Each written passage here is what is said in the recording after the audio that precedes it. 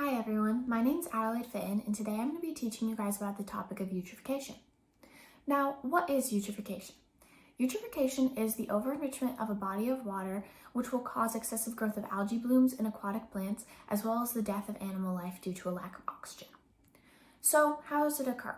First, excess nutrients, which include phosphorus and nitrogen, will enter the water. This is often due to runoff, which can come from fertilizers, pet waste, and yard waste. The excess nutrients in the water cause increased growth of algae in aquatic plants. Algal blooms will cover the surface of the water. Next, the sudden influx of nutrients can't be sustained, which will lead to the death of many of the just flourishing aquatic plants. Now, what are the effects of these problems? First, all of these dead plants in the water need to be broken down. Decomposers will take on this task. However, the act of breaking down all of these aquatic plants will decrease the dissolved oxygen concentration in the water because it'll use it up through this process. Next, there will be a decrease in photosynthesis because of the algae and dead aquatic plants covering the surface of the water, which will block sunlight from reaching these plants below the surface of the water.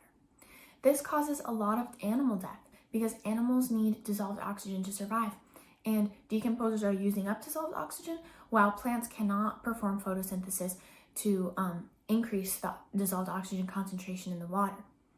The conclusion of this is that dissolved oxygen is one of the most important indicators of the health of a body of water, and eutrophication will drastically decrease this measure and create a toxic, uninhabitable environment for plants and animals.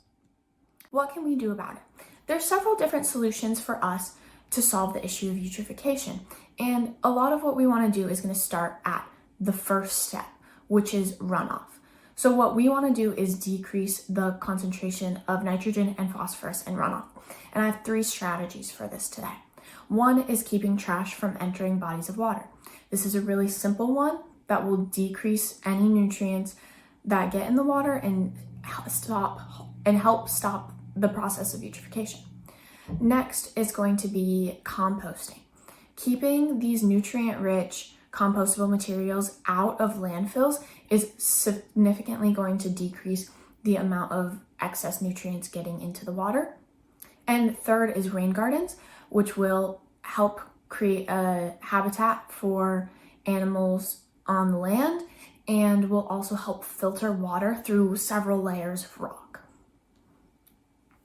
Thank you guys so much for listening.